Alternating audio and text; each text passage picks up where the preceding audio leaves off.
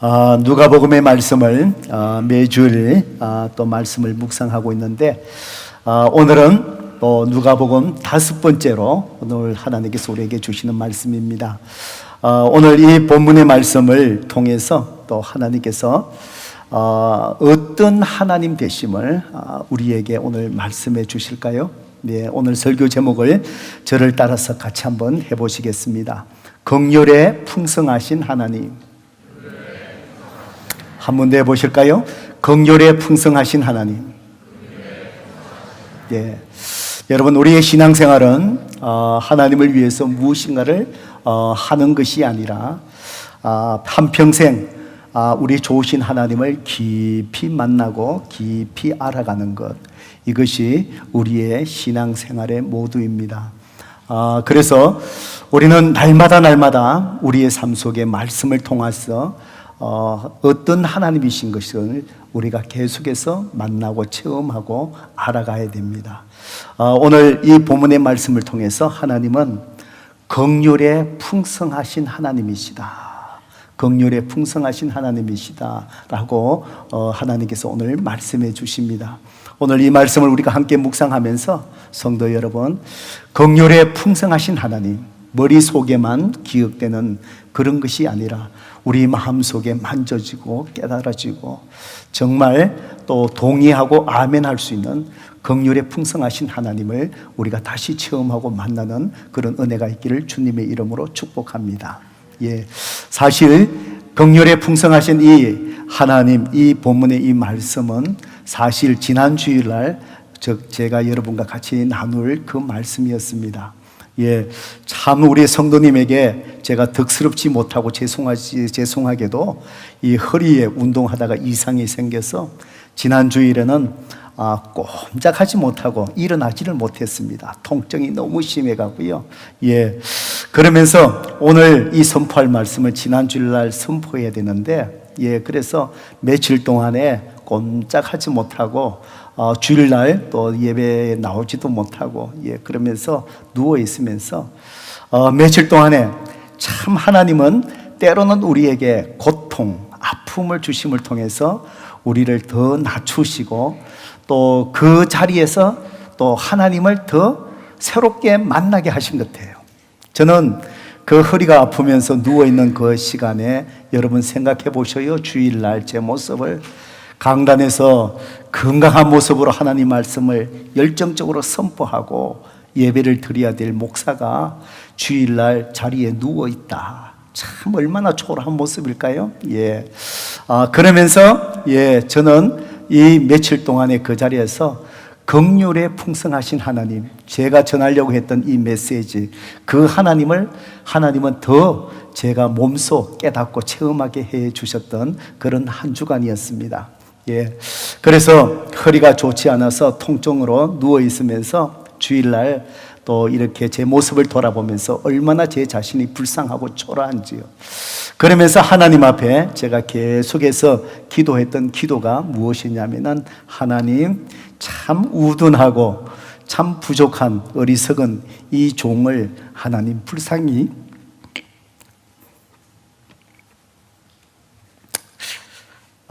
일부 예배 때는 괜찮았는데 왜 이럴까요?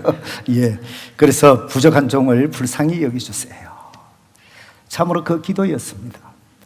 하나님, 긍휼히 여기주세요. 참 이 긍휼이라는 것은 하나님께서 우리를 불쌍히 여겨주시는 겁니다.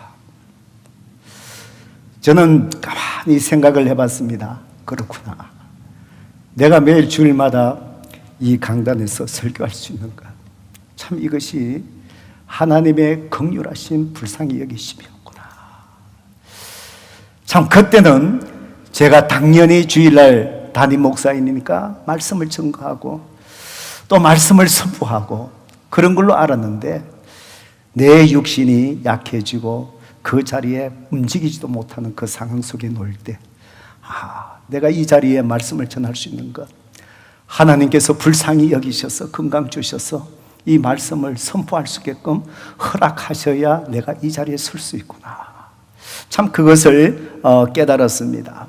이 긍휼은 하나님께서 우리를 불쌍히 여기시는 그 마음입니다. 제가 왜 고통 속에서 하나님 앞에 왜 긍휼을 불쌍히 여겨 주십시오라는 기도를 했겠습니까? 참으로 건강도 정말 하나님께서 불쌍히 여겨 주셔서 우리에게 건강을 주셔야만이 참 우리가 할 수 있는 하나님 허락하신 모든 일을 우리가 감당할 수 있는 것 같습니다. 또 한편으로 하나님은 정말 우리 모두를 향해서 긍휼에 풍성하신 하나님이시기 때문에 그렇습니다. 하나님의 불쌍히 여기심이 오늘 우리 모두에게 있지 않다면 저와 여러분이 오늘 이 자리에 설 수 없는 것 같습니다. 오늘 우리가 읽었던 이 본문의 말씀, 또 읽지 않았지만 1장 80절까지의 이 말씀에 보면은 정말 우리가 왜 날마다 순간마다 하나님께서 우리를 불쌍히 여겨주시는 그 긍휼을 우리가 입어야 하고, 왜 날마다 순간마다 우리가 하나님의 긍휼하심을 잊기 위해서 간절히 하나님 앞에 기도해야 되는가? 그것을 오늘 1장 바로 57절부터 80절 전체의 말씀을 통해서 하나님께서 우리를 깨닫게 하신 것 같습니다. 오늘 이 본문의 전체의 이 말씀에 보면은 크게 두 가지의 사건들로 나누어져 있습니다. 오늘 우리가 함께 읽었던 57절부터 66절까지의 말씀은 바로 하나님께서 이제 메시아를 이 땅에 오시게 하기 위해서 모든 구원의 길을 준비하시면서 이제 침례 요한, 구원의 사역을 준비할 선지자 침례 요한을 하나님께서 먼저 준비를 하십니다. 그래서 이제 오늘 우리가 읽었던 이 본문 57절부터 66절까지 말씀은 바로 이 침례 요한이 어떻게 출생하게 되었는가를 기록하고 있고, 나머지 이제 67절부터 80절까지의 말씀은 이제 침례 요한의 아버지가 하나님께서 침례 요한 아들을 주시겠다고 말씀하실 때 그걸 믿음으로 받아들이고 순종하지 못해서 하나님께서 그 입을 닫아버렸습니다. 말을 하지 못했습니다. 그래서 오늘 본문에 보면은 이제 침례 요한이 입이 열리기 시작합니다. 하나님께서 혀를 풀어주셨습니다. 참 그가 하나님께서 말할 수 있게 하고 혀를 풀어주셨을 때 그때에 그가 제일 먼저 하나님이 말하게 하실 때 그가 한 것이 바로 뭘까요? 67절부터 80절까지 그 하나님을 찬양하는 것이지요. 찬양하고 앞으로 침례 요한을 통해서 하나님께서 어떤 일을 하실 것인가에 대한 예언의 말씀을 담고 있는 것이 67절부터 80절까지의 그 말씀입니다. 여러분, 저는 이 긴 본문의 말씀을 계속해서 읽고 묵상하면서 정말 하나님께서 반복되게 우리에게 주시는 그 메시지가 바로 무엇이냐면은 하나님의 긍휼하신 하나님, 바로 이건 것 같습니다. 여러분 성경책을 한번 펴시고 58절을 먼저 한번 보셔요. 58절에 보면은 이웃과 친족이 주께서 그를 크게 긍휼히 여기심을 듣고 함께 즐거워하더라. 하나님의 긍휼하심이 나옵니다. 그리고 72절로 가서 또 한번 보실까요? 우리 조상을 긍휼히 여기시며 그 거룩한 언약을 기억하셨으니, 바로 하나님께서 모든 사람들을 이제 구원할 메시아를 보내주시겠다, 바로 구원의 언약을 주셨는데 그 일을 이루어가면서 이제 그것은 하나님께서 우리 조상들을 구원의 언약을 하신 이유가 뭐라고요? 긍휼히 여기셔서 불쌍히 여기셨다는 것이지요. 예. 그리고 또 78절을 볼까요? 이는 하나님의 긍휼로 인함이라. 이로써 돋은 해가 위로부터 우리에게 임하여, 이제는 침례 요한의 앞으로 할 사명을 얘기하면서 이는 바로 하나님의 뭐라고 얘기하시지요? 긍휼로 인함이라. 바로 이 모든 침례 요한의 출생과 또 입이 열린 사가랴가 하나님을 찬양하고 앞으로 침례 요한이 할 사명의 일들을 예언하면서 그 구절마다 그 속에 담고 있는 것이 바로 무엇이지요? 이 모든 것이 하나님의 긍휼, 우리를 불쌍히 여기십니다 라고 고백하고 있는 것입니다. 성도 여러분, 그러는 것 같습니다.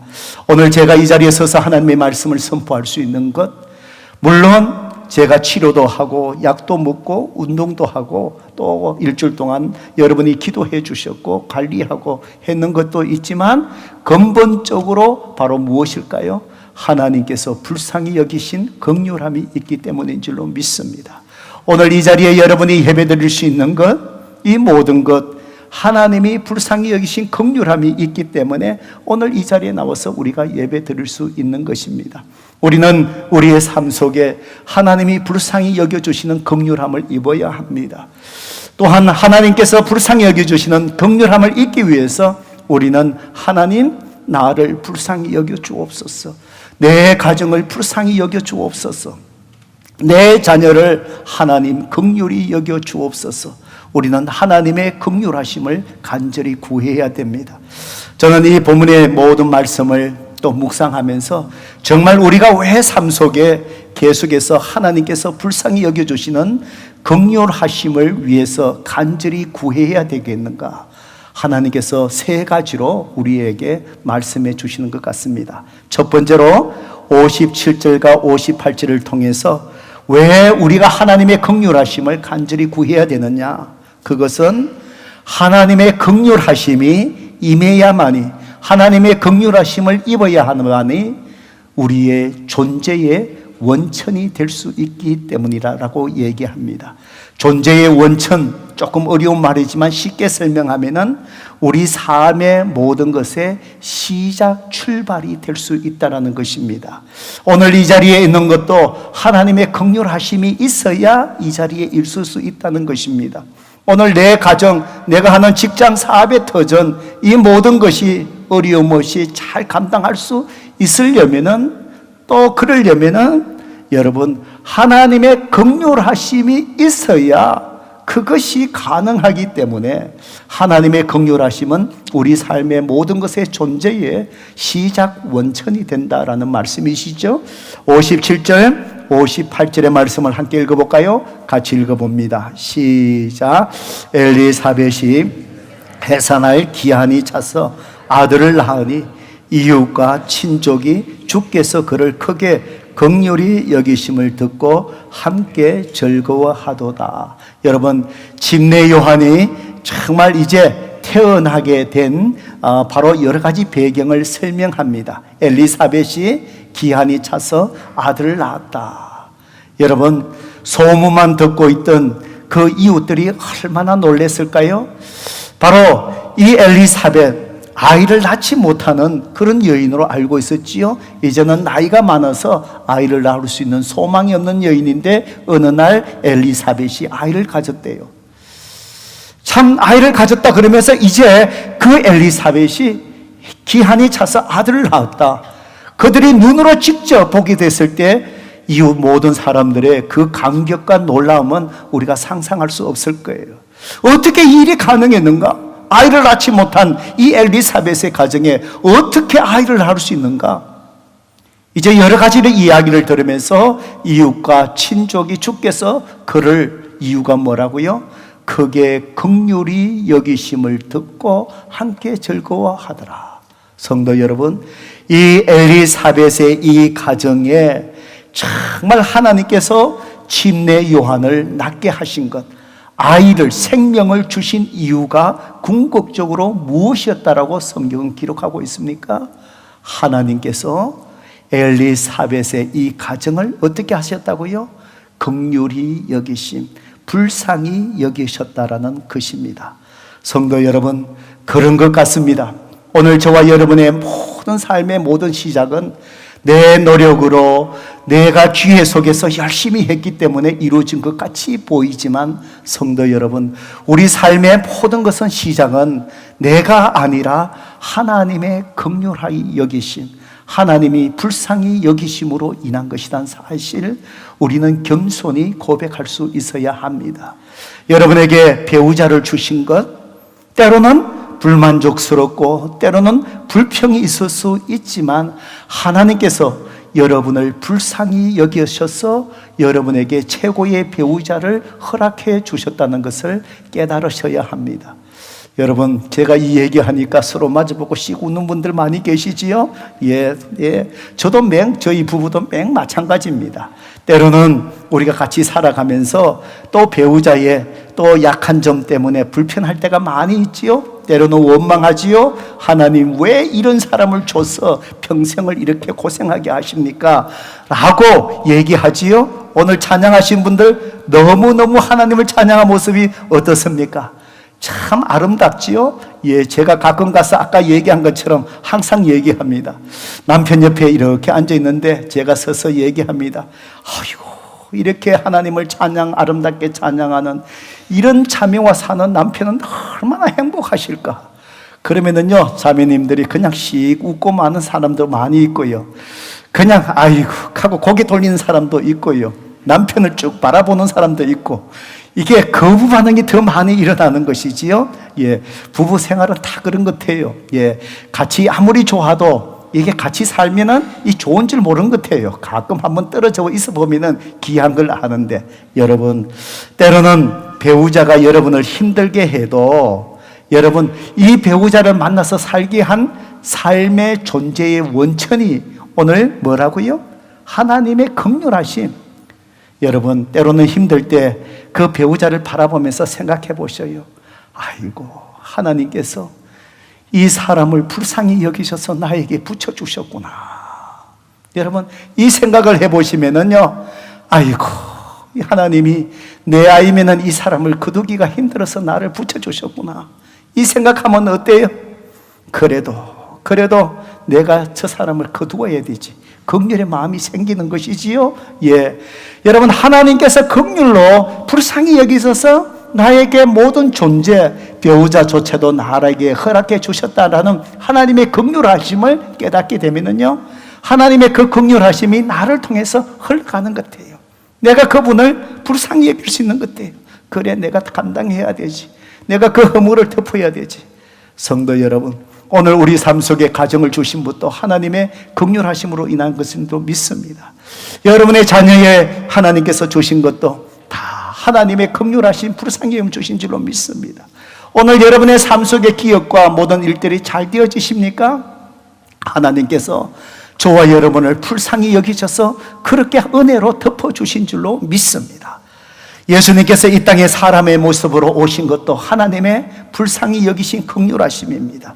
오늘 침례 요한이 바로 예수 그리스도의 사역을 준비하기 위하여 엘리사벳의 이 가정 속에 태어난 것도 하나님께서 우리를 긍휼히 여기시고 엘리사벳의 가정을 불쌍히 여기셨기 때문입니다. 우리가 예수님을 만나고 믿고 구원받게 된 것도 바로 하나님께서 우리를 불쌍히 여기셔서 은혜를 베푸셨기 때문에 그렇습니다. 오늘 부족한 저와 여러분 모두 다가 현재의 모습으로 이렇게 살아갈 수 있는 것 다 하나님께서 우리를 불쌍히 여기신 것으로 우리가 깨닫고 그 하나님 앞에 다 불쌍히 여김을 받기 위하여 구하는 저와 여러분이 되시기를 바랍니다. 하나님의 그 긍휼이 이제는 나에게만 머무는 것이 아니라 이제 옆에 사람들에게 불쌍히 여기는 그 마음으로 긍휼이 흘러가게 하시기를 주의 이름으로 축복합니다. 두 번째로, 우리는 왜 하나님의 긍휼하심을 구해야 될까요? 59절에서 64절까지의 말씀을 통해서 두 번째 이유를 말씀해 주십니다. 하나님의 긍휼하심은, 하나님의 긍휼하심을 깨닫고 나면은 그 다음에 우리는요, 우리의 인생을 의미 있게 살아갈 수 있기 때문에 그렇습니다. 여러분, 세상에 많은 사람들은 참으로 좋은 일을 하면서도 참 의미 있는 인생을 살아가지 못하는 사람들 참 많습니다. 정말 가치 있는 일을 하는 것 같은데도 진정 가치 있는 삶을 살아가지 못하는 사람들 참 많은 것 같습니다. 왜 그렇습니까? 바로 그 일이 하나님의 불쌍히 여기심, 긍휼하심으로 주셨다는 것을 깨닫지 못하기 때문에 그렇습니다. 여러분, 오늘 본문의 59절, 60절을 같이 한번 읽어볼까요? 읽어봅니다. 시작. 8일이 되매 아이를 할례하러 와서 그 아버지의 이름을 따라 사가랴라 하고자 하더니 그 어머니가 대답하여 이르되 아니라 요한이라 할 것이라 하매, 이제 침례 요한이 태어났습니다. 이제 전례에 따라서 이제 난지 8일 만에 이제 성전에 가서 할례 의식을 이제 행하게 됩니다. 할례 의식을 행할 때에 이제 이 아이의 이름을 짓게 됩니다. 그래서 유대인들의 이름에는 참으로 특별한 의미가 부여되어 있습니다. 그래서 그 이름을 보면은 이 사람의 삶의 존재의 의미가 무엇인지, 사명이 무엇인지 그 이름 속에 다 담겨져 있습니다. 그래서 전통적으로 그 가게의 이름을 짓는 방법에 따라 이름을 지어서 아버지의 이름을 따서 사가랴라고 이름을 붙이고자 한 데에 바로 그 어머니가 60절에 이르되 아니라 그 이름을 무엇이라고 짓자 하지요? 요한이라고 짓자 이렇게 얘기합니다. 여러분, 요한이라고 짓자 했을 때 주위의 사람들이, 친척들이 놀랍니다. 아니, 우리 가게에서는 그런 이름을 지은 사람이 없다. 그렇게 이름을 지은 적이 없다는 것이지요. 여러분 우리 한국 족보 가게에도 다 돌림이 있지 않습니까? 그죠? 예, 저희 집에도 돌림이 다 있습니다. 그 돌림을 보면은 이게 몇 대구나 이제 알지 않습니까? 바로 이름을 짓는데도 거기에 이름을 짓는 그것이 있는데 완전히 그것을 벗어나서 엘리사벳이 요한이라고 짓자고 하는 것이지요. 사람들이 놀랍니다. 그래서 그 옆에는 바로 사가랴 아버지에게 또 물어보는 것이지요. 아직 말을 하지 못해요. 그래서 어떻게 이름을 지었으면 좋겠느냐? 바로 침례 요한의 아버지 사가랴가 서판을 달라. 그래서 침례 요한의 아버지가 이제 이름을 쓰는 것이지요. 자, 63절을 보세요. 그가 서판을 달려하여 그 이름을 무엇이라고 또 쓰는 것이지요? 요한이라고 쓰매 주위에 있는 친척들이 다 놀라게 여기더라 그럽니다. 성도 여러분, 왜 엘리사벳과 사가랴가 전통적으로 그 가게에 지어지는 그 이름을 짓지 아니하고 왜 요한이라고 이름을 짓게 되었습니까? 왜 그렇습니까? 하나님께서 이 가정에 주신 이 아이의 이름을 요한이라고 이름을 지으라고 말씀해 주셨기 때문입니다. 바로 이 요한이라는 하나님께서 짓게 하신 그 이름의 의미는 하나님이 은총을 베푸셨다는 의미입니다.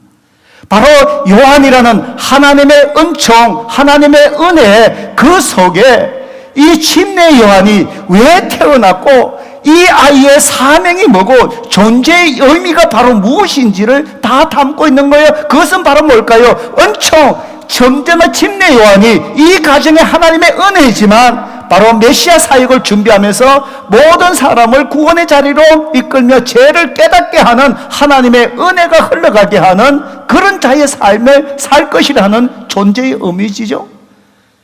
침례 요한의 아버지의 입이 열렸습니다. 하나님을 찬양하면서 예언하기 시작하는데 여러분 성경 76절부터 한번 볼까요?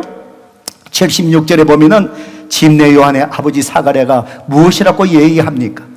이 아이여, 내가 지극히 높으신 이와 선지자라 일컬음을 받고 주 앞에 앞서가서 그 길을 준비하며 주의 백성에게 그 제3으로 말미암아 구원을 알게 하리니 이는 우리 하나님의 긍휼로 인함이라. 여러분, 침례 요한의 바로 하나님의 은총이 이루어지는 아이의 그 이름 속에 바로 침례 요한의 이 사명이 달려있는 거예요. 바로 하나님의 은혜가 되는 것이 바로 뭘까요? 주님의 메시아 앞에서 오시 사역을 시작하기 전에 모든 사람에게 죄를 깨닫게 하고 회개하게 하고 메시아를 이제 회개하고 구세주로 영접함을 통해서 구원의 그 은혜의 자리에 이르게 하는 그 사명, 바로 그 이름의 존재의 의미 요한이란 이름을 짓게 된 것, 이것이 바로 무엇이라고요? 하나님의 긍휼로 인함이라 불쌍히 여기는 거예요. 성도 여러분, 저는 이 말씀을 묵상하면서 침례 요한을 한번 생각해 봤습니다. 어릴 때 요한 의미 없이 듣다가 이제 조금 자라가면서 아마 깨닫게 되었을 거예요. 왜 나는 우리 가족들, 친척들 이름에 비해서 다른 이름을 짓게 했을까? 아마 어머니에게, 아버지에게 아마 여러 번 물었을 거 아니에요? 물었을 때마다 어떻게 대답했을 거예요? 앞서 본 것처럼 아버지의 그 예언의 고백처럼, 그래, 네가 이 이름을 하나님께서 지어주셨단다. 네가 메시아가 오셔서 구원의 사역을 이제 이루시기 전에 모든 사람에게 제사함을 깨닫게 하고 은혜의 자리에 구원을 알게 하려고 그 일을 위해서 너를 태어나게 하셨고 하나님이 너의 이름을 요한이라고 칭해 주셨단다. 아마 침례 요한이 자기 이름을 들을 때마다, 사람들이 부를 때마다, 그 이름을 생각할 때마다 하나님께서 나를 긍휼히 여기셔서 이렇게 나를 이런 삶을 살아가게 하셨구나, 인생의 의미를 아마 깨닫게 된 것 같아요. 성도 여러분, 그렇습니다. 오늘 우리가 하나님의 긍휼하심을 깨달으면은 우리가 작은 일이라 하더라도 하나님께서 불쌍히 여기셔서 베푸신 그 귀의 일이 소중하고 참 인생의 의미를 깨닫게 되는 것 같습니다. 저는 오늘 아침에, 오늘 이 모든 아침에 일어나서 또 허리 운동도 하고 좀 마사지도 하고 그러면서 또 하나님 앞에 기도하기를, 하나님 오늘 많은 사역, 오늘 또 말씀을 증거해야 되고 제가 클래스를 또 2개나 인도해야 되고, 하나님 오늘 지치지 않고 이 모든 것을 감당하게 해 주십시오 라고 그렇게 기도하면서 이렇게 왔습니다. 이렇게 하면서 하나님께서 제 마음속에 참 주신 것이 바로 무엇인 줄 아십니까? 내가 오늘 이렇게 정말 설교할 수 있고 단에 설 수 있는 거 하나님이 불쌍히 여겨주셨기 때문에 그렇구나.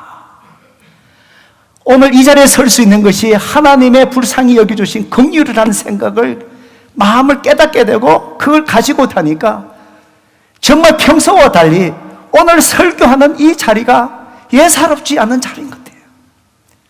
하나님의 앞에 말씀을 전하는 것이, 이것이 참 소중한 것 같아요. 왜냐하면 하나님이 불쌍히 여기서 이 자리에 허락하셔야만이 이 자리에 설 수 있게. 그러면서 제 마음속에 평소보다도 더 가지게 된 것이 바로 뭘지 아십니까? 하나님께서 긍휼히 여기심으로 하나님 말씀을 선포하는 자리에 서게 할 때 내가 정말 하나님 말씀을 생명처럼 귀하게 여기고 정말 온 힘을 다해서 말씀을 준비하고 하나님 앞에 받은 그 말씀을 하나님이 귀해 주실 때에 정말 최선을 다해서 내 열정적으로 하나님 말씀을 선포하고 내 자신을 모두 주님 앞에 불사르는 그런 마음으로 서야 되겠다는, 정말 설교하는 속에서도 하나님의 긍휼하심을 깨닫고 나니까 이 자리를 새롭게 하신 것 같아요. 그렇습니다. 성도 여러분, 아버지의 자리가 내가 그냥 결혼해서 아버지가 된 것이 아니라 내가 정말 아버지가 되게 한 그것조차도 내같이 부족한 사람이 어떻게 자녀를 양육할 수 있는데, 하나님의 긍휼하심 불쌍히 여김으로써 내가 아버지의 자리, 가정에서 가장의 자리를 세워주셨구나.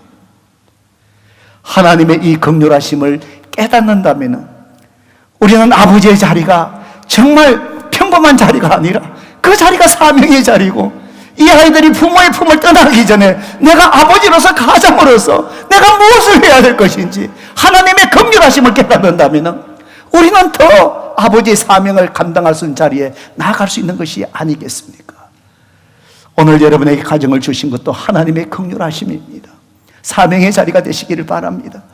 여러분에게 일터를 주신 것, 여러분 가운데 사람들의 불편한 사람조차도 만나게 하신 것, 하나님의 긍휼하심 속에서 만남을 주시고 일할 수 있는 일터를 주신다는 것을 고백할 수 있다면, 그 일이 비록 하찮은 일이고 그런 일이라 할지라도 그것 속에 하나님 주신 사명이 있기에 주님을 섬기는 자리가 되고 그것이 가치 있는 일로 우리는 살아갈 수 있을 줄로 믿습니다.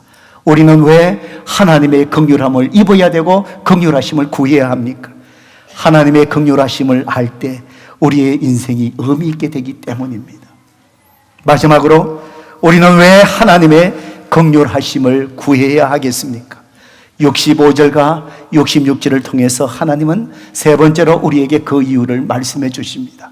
그것은 하나님의 긍휼하심은 그분의 임재 가운데 살아가게 하기 때문이라고 그랬습니다. 하나님의 긍휼하심을 입을 때에 하나님이 함께 하시는 은혜 속에 살아간다는 것입니다. 여러분, 66절 우리가 같이 한번 읽어볼까요? 읽어봅니다. 시작. 듣는 사람이 다 이 말을 마음에 두며 이르되 이 아이가 장차 어찌 될까 하니 이는 주의 손이 그와 함께 하심이라. 여러분, 하나님의 긍휼하심을 입은 침례 요한에게 어떻다고요? 이는 주의 손이 그와 함께 하심이라. 그와 함께 하십니다. 모든 사람이 이 침대 요한이 하나님의 긍휼하심을 입고 태어났는데, 하나님의 긍휼하심을 입고 요한이라는 사명의 이름을 받게 되었는데, 이 긍휼하심을 입은 이 아이가 어떻게 될 것인가 기대하는데, 성경은 무엇이라고 기록하고 있죠? 주의 손이 그와 함께 함이라라.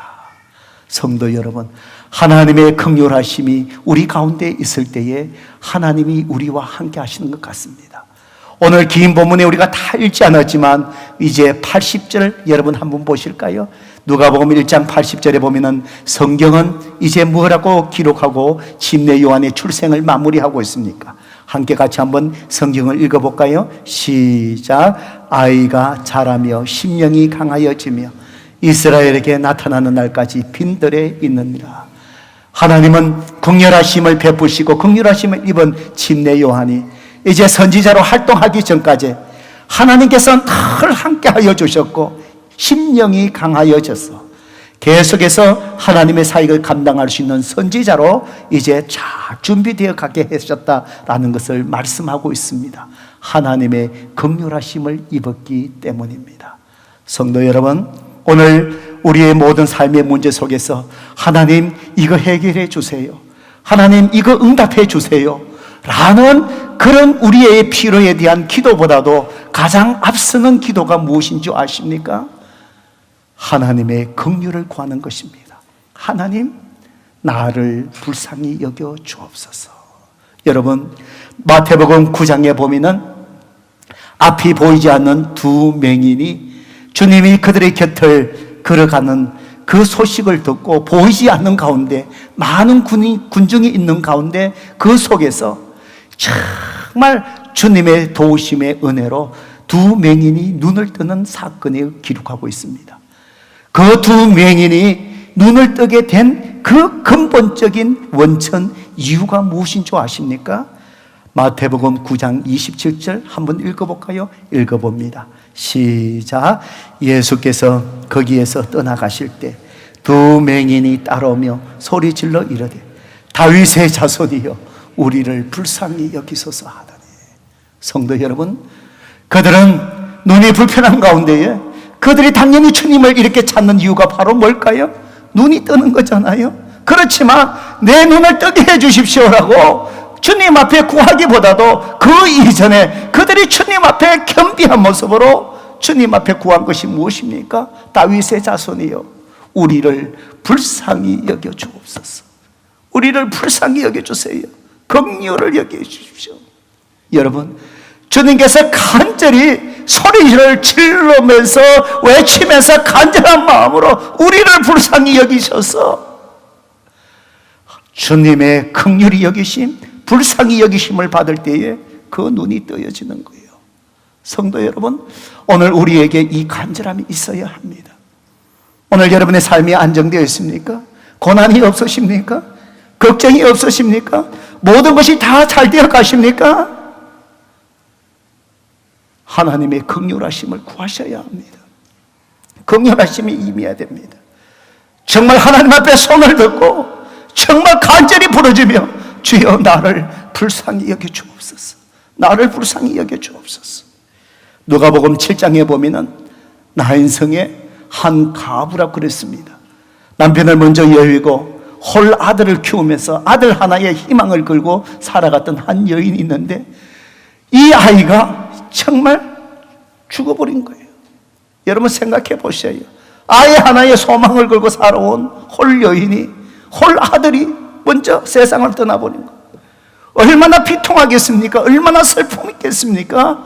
이 아이의 시신을 이제 행여에 메고 사람들이 무덤을 향하여 나아가는 데에 그 속에 주님이 보시거든요. 그 아이가 죽음에서 다시 살아나는 기적이 일어나는 것이지요. 이 기적이 어떻게 일어났다고 성경은 기록합니까? 누가복음 7장 13절이지요. 함께 같이 읽어봅니다. 읽어볼까요? 시작. 주께서 가부를 보시고 불쌍히 여기사 울지 말라 하시고 가까이 가서 그 간에 손을 대시니 맨자들이 서는지라. 예수께서 이르시되 청년아 내가 네게 말하노니 일어나라 하시며. 성도 여러분, 이 슬픔 속에서 홀로 된 이 여인이 내 아들 살려주세요, 주님 앞에 구하지도 않았습니다. 그저 모든 것을 체념하고 단념하고 이제 무덤을 향하여 시신을 메고 가는 그 순간 주께서 가부를 보시고 어떻게 하셨다고요? 불쌍히 여기신 거예요. 이 여인이 구하지도 않았어요. 아들 살려달라고 구하지도 않았고 이미 체념상이에요.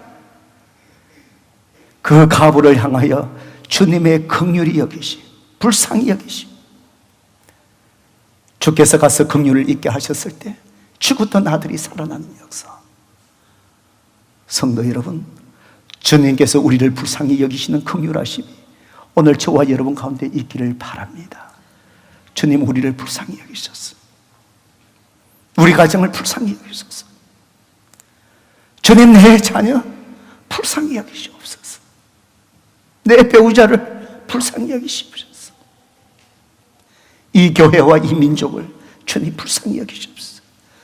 하나님의 불쌍하신 여기신 그 긍휼이 임할 때에 모든 것에 새로운 시작이 일어나는 것입니다. 삶의 의미를 찾는 것입니다. 하나님의 임재 가운데 있을 때 맹인이 눈을 뜨고 죽은 자가 살아나는 것처럼 하나님의 능력이 긍휼하심, 불쌍히 여기심 속에 있을 때에 그런 믿음의 역사가 일어나는 줄로 믿습니다.